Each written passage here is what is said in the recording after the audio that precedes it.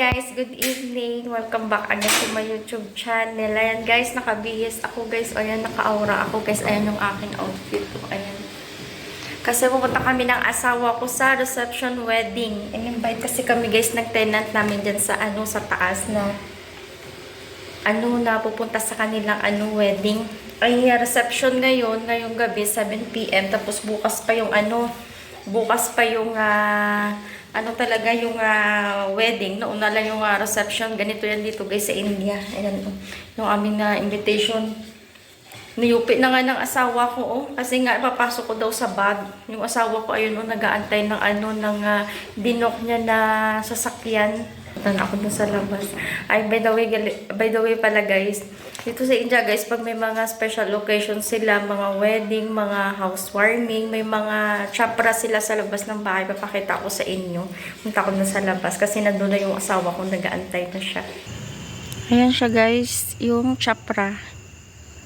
Yan sa labas ng bahay, sa may gate. Tapos ayan, may ranggol. Ayan siya, ginawa yan kanina ni ate. Yung ikakasal guys, ayun, yung bahay nila sa taas. Yan yung tenant namin dyan. Nandun na sila sa reception. Pumunta kami doon kasi mag-start pa is sa 7. Nag-antay na kami ng car dito. Punta doon sa reception hall. Nandito na kami guys. Ayan napasok na kami doon sa loob. Grabe, 1 hour ride. Kapagod na ako. Punta kami doon sa loob.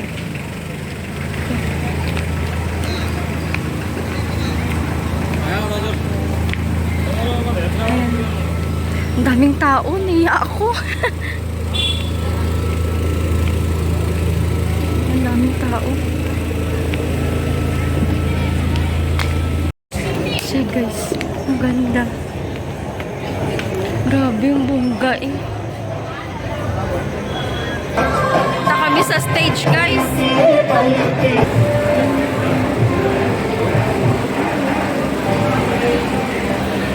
Ayan guys, bibigay na sila ng gift, tapos na kami. Hindi na ako nag-capture ng video kasi nga parang naiya din ako. Dami kasing tao.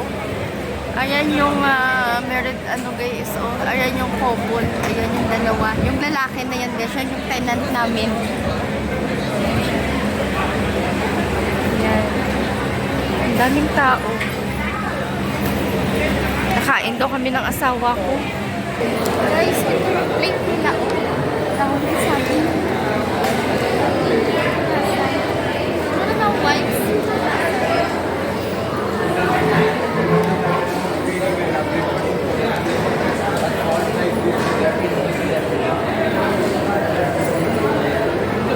Actually guys, this is my first time na nakapunta sa Indian wedding.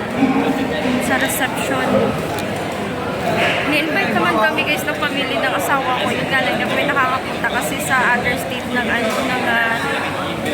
tarhan namin, napakalayo. Ngayon this is my first time. Dami pa lang tao. Grabe bongga. Maraming bulaklak. Grabe yung bongga talaga. Wedding kasi namin ng asawa ko. Simple lang yun kasi nga gawa ng pandemic. Tapos dito makikita ang ayan yung nagpipicturan doon sa harapan. Ayan yung family nito. May dyan, may monitor. Tayo namin yung phone dito. Kinapit. Ayan na siya. Kaisa. Ayan na yung food.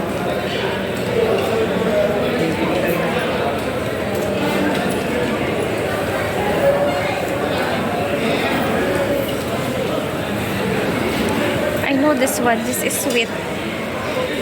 Jollibee.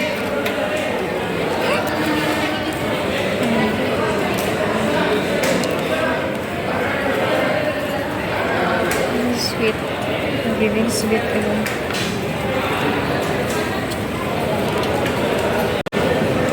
Yung food nila guys. Pero dagdagan pa yan. Nandun pa yun sa kabila yung iba. Yan. Naka-uniform yung mga nila nag-serve. Yan na yung food guys. Pero dagdagan pa yan uli. Ang dami na yan para sa akin. Kain na ko dito guys.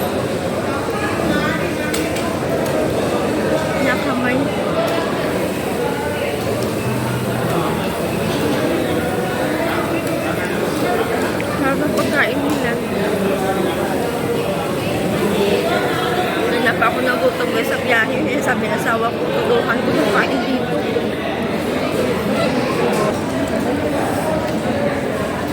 Ngayon pa sila mag-serve.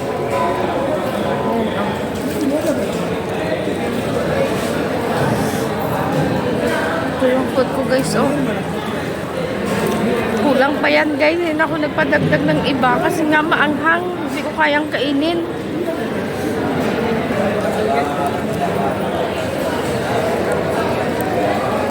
Sarapin nga lang maanghang.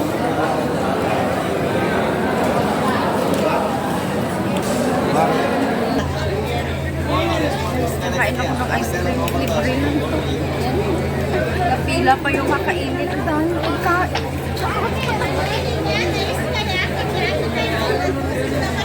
Ano ice cream?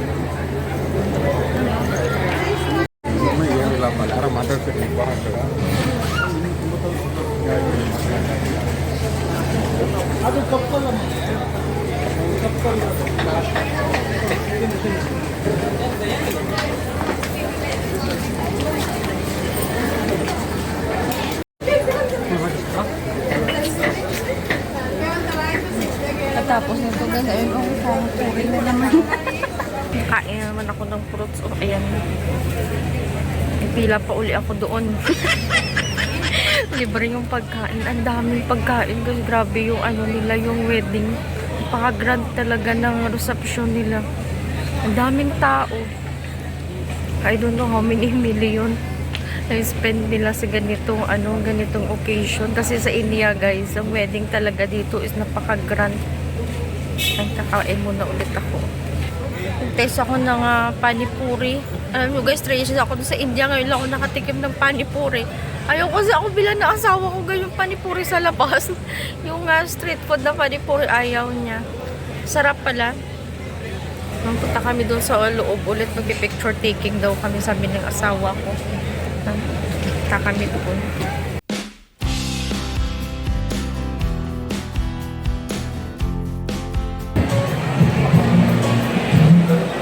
Guys, dito sa India, ang wedding nila dito, mapuntahan. Halos na mga babae dito, guys. Ang daming gold. Ayan, yung stage. Malapit na kami umuwi ng asawa ko. Nagmamadali umuwi yung asawa ko, guys. Sabi niya, uwi daw kami, baka doon oras kami makarating ng bahay.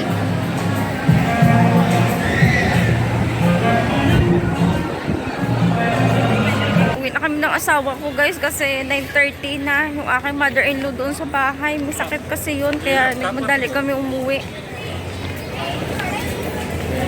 Kantay kami ng ng sasakyan. Nag-book na yung asawa ko. Yan, oh. Ang ganda ng reception. Bongga. Kantay kami dito ng sasakyan. Pauwi na kami. Hello.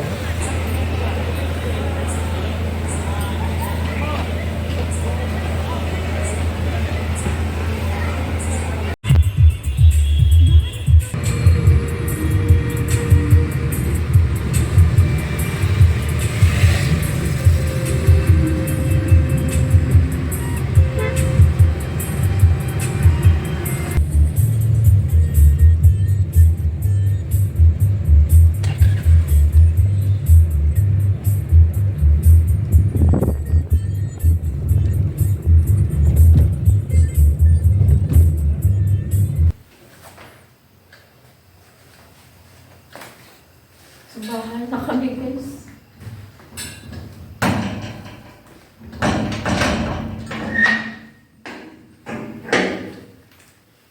Bigay sila ng dito ng coconut at saka plate. Ito talaga yung costume ko guys. Ayan. Ayan yung outfit ko guys. Ayan, naka-heels ako dyan. Ayan yung aking heels.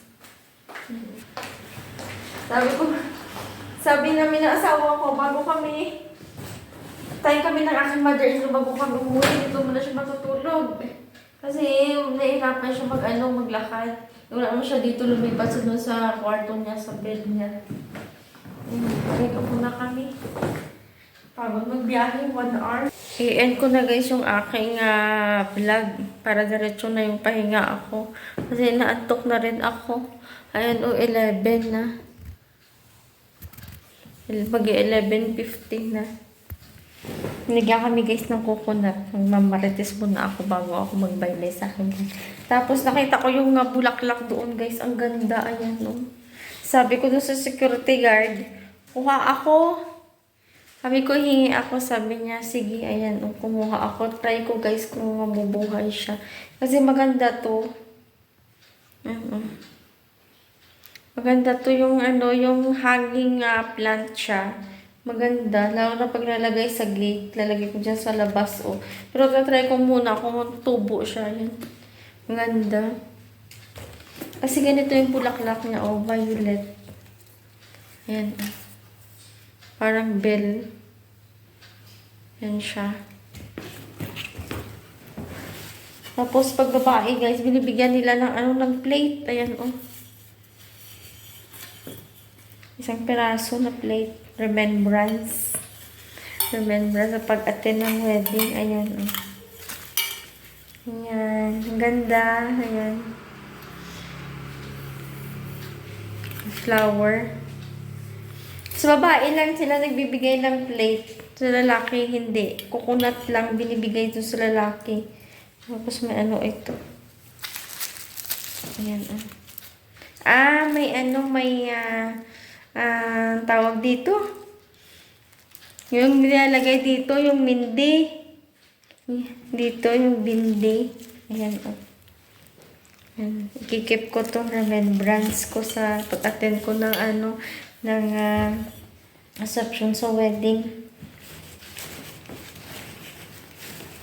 Yung asawa ko meron din na coconut. Dalawa tong coconut namin eh.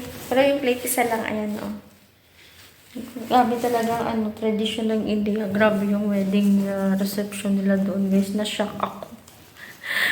Grabe. Kasi yung wedding namin ng asawa ko guys, simple lang yun at that time. Tapos, kasi nga, yung wedding namin simple lang talaga kasi nga, yon yung pandemic. Bawal mag-grand ng ng celebration nun kasi nga lockdown.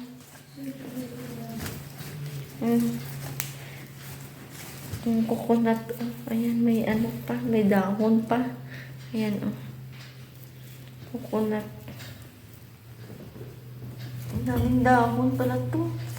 Indian tradition, guys. May chiko pa. Oy, nabot ng asawa ko doon. Kasi doon sa sa event hall. May chiko doon. Hindi mapakaniwala sa kanya yung asawa ko, guys, na chiko yun. Yung kumuha talaga. Ayan siya.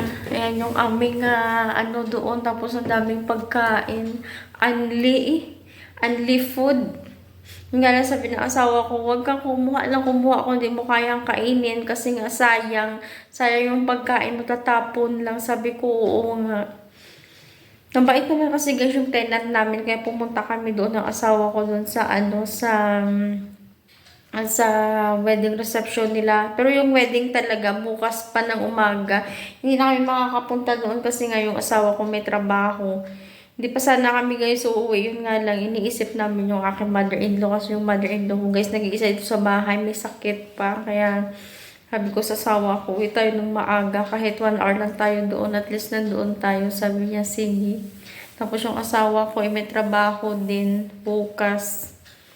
Nga siya pwede mag-leave kasi nga may urgent work siya. Kaya umuwi na rin kami. Kasi nga guys, yung yung biyaheng 1 hour, tapos 1 hour kami doon. Tapos pauwi na naman 1 hour. Tapos minsan may harapan pa kami mag-book ng ng sasakyan. Kaya umuwi talaga kami ng maaga. At least nandoon kami, hindi sila mga sa amin na hindi kami pumunta. Mabait kasi yung tenant namin dyan sa taas, kaya talaga kami, ka-close kami. Ayan lang guys, yung aking may share sa inyo yung Indian na pagpunta ko pagpunta ko doon sa reception sa wedding. First time ko nakapunta ng guys, ng Indian wedding. Grabe, napakabongga talaga. Yung mga babae doon guys, mamarites talaga ako. Marites na marites eh. Yung mga babae talaga dito guys, pumunta ng wedding. Grabe. Grabe yung mga gold, mga alahas, mga burluloy. Sabi ng asawa ko sa akin, isuot mo rin yung ano mo, yung kwintas mo dyan, yung mga burluloy mo na binigay ko. Sabi ko, hayaan mo na, gusto ko lang, simple lang ako. Ayan na yung suot ko, ayan o. Yan siya. Sabi ko, hayaan mo na. Sabi ng asawa ko, tatay dun sa ano, bili tayo ng magandang damit, magandang ano. Sabi ko, hala, gusto ko lang, simple lang, tama na to. At least, nakapunta tayo. Sabi niya, okay. Ayan guys, that is for today's video. Na-share ko rin sa inyo yung aking pagpunta doon sa, sa reception ng dyan na wedding ng aming tenant. Thanks for watching everyone. See you in my next video. Good night all. God bless. Bye.